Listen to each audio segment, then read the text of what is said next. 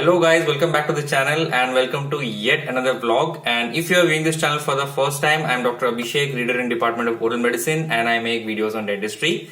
So this is a different setup and आज जो मैं वीडियो बनाने वाला हूँ particularly एक ऐसी लीजन्स के ऊपर होगा जो कि काफी ज्यादा कॉमन है अमॉन्ग यंगस्टर्स. सो आज मैं बोलने वाला हूँ एप्थस अल्सर्स के बारे में. तो उसकी ट्रीटमेंट क्या है, उसका टॉप 3 मेन कॉजेज क्या है, उसके बारे में आपको बताऊंगा. तो अल्सर्स के बारे में जानने के पहले हम ये जानते हैं कि अल्सर्स बहुत टाइप के होते हैं. अल्सर्स ओरल कैविटी में होते हैं, हैंड में हो जाते हैं, कभी स्टमक में अल्सर्स होते हैं अगर हम स्पाइसी फूड खाएं या फिर हमारा फूड हैबिट्स ठीक नहीं हो. तो अल्सर्स डिफरेंट प्लेसेस में होता है. तो जो भी अल्सर्स यूजुअली होते हैं वो गैस्ट्रो इंटेस्टिनल ट्रैक्ट में होते हैं, जीआईटी जिसको बोलते हैं. तो जीआईटी में अंदर क्या क्या आता है, जीआईटी में ओरल कैविटी जो कि सबसे इंपॉर्टेंट जगह होती है, हम लोग जहां पे फूड को च्यू करते हैं. देन वही फूड हमारे इसोफेगस के थ्रू, हमारे लोअर इसोफेगस के थ्रू हमारे स्टमक में जाता है एंड सारा जो फूड आइटम्स है, न्यूट्रिशन हमको स्टमक से मिलती है और वही जाके एब्जॉर्ब होता है. अब अगर कोई भी प्रॉब्लम आए इस एंटायर जीआईटी ट्रैक्ट में, इधर हमारे अगर बाय चांस हमारा अगर डाइजेशन पावर इतनी ना हो या फिर हमारे जो इसोफेगस में कोई स्ट्रिक्चर्स हो, अगर एनीमिया होता है तो इसोफेगल स्ट्रिक्चर्स होता है, या फिर हमारे टीथ ना हो, तो इसका सारा इफेक्ट हमारे बॉडी के ऊपर पड़ता है. इसलिए तो बोलते हैं mouth is the mirror of the oral cavity.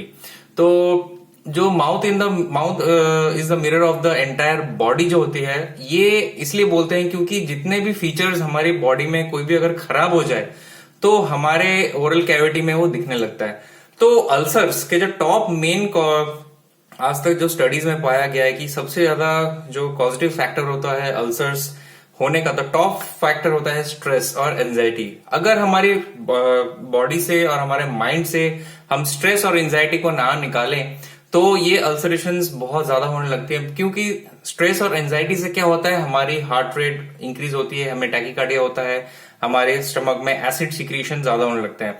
काफी लोग क्या होता है कि स्ट्रेस में स्मोक करना ज्यादा शुरू कर देते हैं या फिर किसी भी तरह का हार्मफुल प्रोडक्ट यूज करना शुरू कर देते हैं. अक्सर कॉमन होता है कि जब एग्जाम्स आने वाला होता है तो बच्चे ज्यादा स्मोकिंग करना स्टार्ट कर देते हैं या फिर उस टेंशन से दूर करने के लिए गुटखा, पान मसाला ये सब ज्यादा खाते हैं.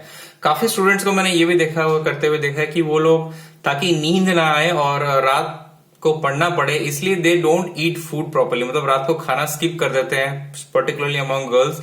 तो इससे उनको लगता है कि उनको नींद नहीं आएगी और वो अच्छे से पढ़ पाएंगे. तो इससे क्या होता है, हमारे जीआईटी में इफेक्ट पड़ता है और इससे नर्वसनेस, स्ट्रेस और ज्यादा बढ़ता है.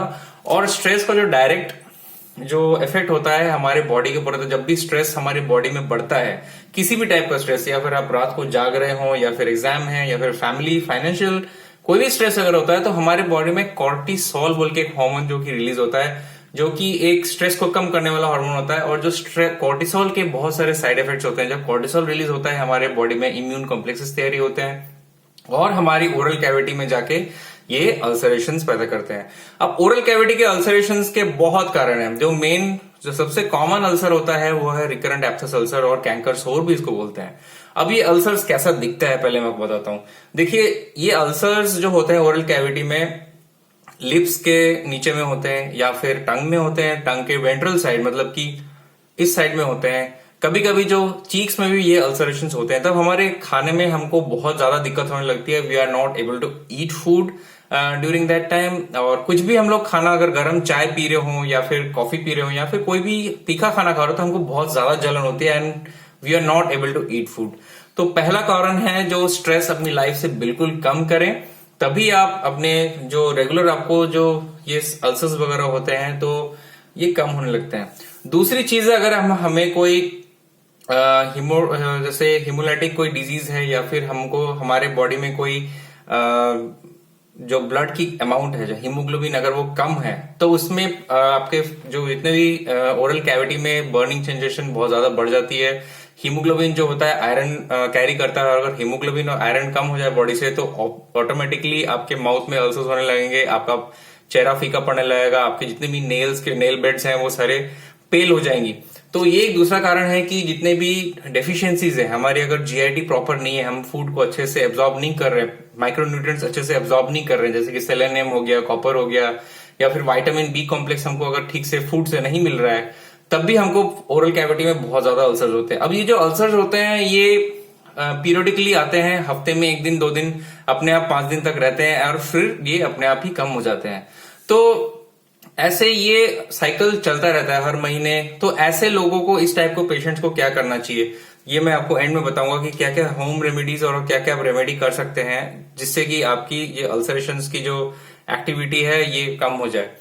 तीसरा जो मेन कारण है रात को नहीं सोना। तो फर्स्ट कारण हो गया आपका जब हम लोग स्ट्रेस में रहते हैं, दूसरा हमारे जब जीआईटी में कोई प्रॉब्लम होती है, और तीसरा जब हम लोग रात को नहीं सोते हैं। जितने भी वर्कर्स होते हैं, ड्राइवर्स होते हैं, या फिर जो कि रात भर नाइट ड्यूटी करते हैं और नहीं सोते हैं, तो उनको भी ओरल कैविटी में काफी ज्यादा अल्सरेशंस होती हैं। बिकॉज जो हमारा मेन रेस्ट टाइम होता है, जो नॉक्टर्नल ड्यूरेशन होता है, diurnal variation of day and night, उसमें क्या होता है कि हम लोग दिन में तो सोते हैं और फिर रात को जागते हैं, तो इससे हमारी जो बॉडी का बैलेंस बिगड़ता है, उसके कारण भी काफी अल्सरेशंस होती हैं ओरल कैविटी में। वैसे अगर देखा जाए तो बहुत सारी ऐसी डिजीज हैं, जैसे कि हो गया ल्यूकेमिया हो गया, या फिर क्रोनिक माइलेड ल्यूकेमिया, या फिर कोई भी लिम्फोब्लास्टिक ल्यूकेमिया, या फिर इतने सारे जो डिफरेंट अल्सरेशंस जो होती हैं, जैसे सिफिलिस हो गया, गोनोरिया, तो जितने भी सारे डिजीजेस होती हैं, डिप्थेरिया, तो उनके भी जो मैनिफेस्टेशंस होती हैं ओरल कैविटी में एज अल्सरेशंस होती हैं। अब मतलब ये नहीं है कि अगर आपको अल्सर हो गया तो कोई आपको बड़ी बीमारी हो गई है। जो मेन यंग एज में जो अल्सरेशंस यूजुअली होते हैं, mainly it is due to stress. और बाकी सारे जितने भी अल्सरेशंस अगर है, अगर उसका साइज को भी मैटर करता है कि अल्सर अगर छोटा हो या फिर बड़ा हो, ऐसे different different type of ulcers होते हैं। कभी कभी क्या होता है, हम लोग बहुत गर्म चीज खा लेते हैं, जैसे कि कोई हमें पिज्जा हमने ऑर्डर किया और वो गरम गरम पिज्जा हम लोग अगर मुंह में अगर हम उसको चबा लें और सडनली हमको एक गर्म सा लगता है, वो चीज जो होता है उससे कभी कभी केमिकल बर्न हो जाता है या फिर हीट से बर्न हो जाता है, तो उसके कारण भी अल्सरेशंस हो सकते हैं। तो ऐसी बहुत सारी चीजें हैं जिसकी वजह से हमारे ओरल कैविटी में अल्सरेशंस थे, लेकिन मेन जो टॉप 3 कारण यही होते हैं। कभी हेडेक होता है हमारे, तो हम कभी कभी एस्पिरिन टैबलेट भी, काफी पेशेंट से मैंने सुना है कि वो एस्पिरिन टैबलेट जो है टंग के नीचे या फिर साइड में कहीं पे रख लेते हैं, या फिर टीथ पेन में जो क्लोव ऑयल है वो लगाते हैं, तो उससे भी आपको केमिकल बर्न या फिर अल्सरेशंस हो सकते हैं। तो अल्सरेशंस काफी टाइप के होते हैं। अगर आप अल्सरेशंस का घरेलू इलाज जो होता है, कुछ जो घरों में गर्म घी लगाते हैं, या फिर करक्यूमिन का पेस्ट जो कि कच्ची हल्दी होती है उसका पेस्ट अगर आप दही में मिला के लगाएं तो उससे भी अल्सरेशंस ठीक होते हैं। हालांकि मार्केट में ऐसे काफी मेडिसिन हैं, जैसे कि हो गया आपका रेक्सिडिन M4 जेल जिसमें कि क्लोरेक्सिडिन ग्लूकोनेट रहता है, या फिर मेट्रोहेक्स जेल जहां पे आपका मेट्रोनिडाजोल जेल होता है, या फिर केनाकॉर्ड जेल भी आप लगा सकते हैं अगर आपको बहुत ज्यादा सीवियरिटी हो। तो ऐसे मार्केट में काफी जेल्स लाइक जाइटी हो गया और ऐसे म्यूकोपेन जेल हो गया जो कि आपके एरिया को सुन कर देता है और फिर आप खा सकते हैं। तो काफी सारे अल्सरेशंस के जो मेडिकेशंस अवेलेबल होती है। तो अल्सरेशंस ठीक करने का बेसिकली प्रॉब्लम ये है कि हमको न्यूट्रिशन सबसे पहले ठीक करना है। हमारी बॉडी में जो भी विटामिन की जो डिफिशिट है उसकी वजह से जो अल्सरेशंस हो रही है, तो हमको हफ्ते में 10 to 15 days multivitamin tablets like Becosules Z, Zincovit, Revital, ये सब खाना चाहिए हर 7-8 डेज। फिर उसको पूरा महीने अब ना खाएं, फिर अगले महीने के जब आपका टाइम आए तो अगले महीने फिर 7-8 दिन खाएं। वैसे करके अगर आप 6 मंथ्स कंटिन्यू मल्टीविटामिन खाएंगे तो आपकी जो अल्सरेशंस की प्रोबेबिलिटी काफी कम हो जाती है। तो ये एक बहुत अच्छा उपाय है जो कि मैं अपने पेशेंट्स को देता हूँ। मल्टीविटामिन में देता हूँ फर्स्ट 10 डेज के लिए, 1 महीने के लिए, फिर उनको टोटली छोड़ने बोल देता हूँ, फिर अगले महीने फिर वो 10 टैबलेट्स खाते हैं। तो इस तरीके से अगर आप साइकिल से अगर आप एंड जो मल्टीविटामिन खाएं आपके बॉडी के लिए, और जितना हो सके आपके जो फूड हैबिट्स उसको चेंज करें, ऑयली फूड कम खाएं, आपके फूड में जितने भी ग्रीन वेजिटेबल्स उसको ज्यादा इंक्लूड करें, या आपके जो सैलड होता है जिसमें टोमेटो और जितने भी आपके जो सिट्रस फ्रूट्स, ये सारे अगर आप इंक्लूड करें तो आपके अंदर अल्सरेशंस की जो प्रोबेबिलिटी है बहुत कम हो जाती है। तो आज का वीडियो यही एंड करेंगे। I hope you like it, और please stay from corona, because अभी बहुत ज्यादा इंडिया में फैला हुआ है। एंड प्रैक्टिस भी अभी मैं कम कर रहा हूँ, काफी ज्यादा मैंने अभी पेशेंट्स कम कर दिया है। और जितने भी लोग हैं please be safe at home. And ये पीक टाइम है, अभी इस टाइम पे आपको सेफ रहना है, बहुत जरूरी है ये। तो till then have a very good day, take care, bye bye.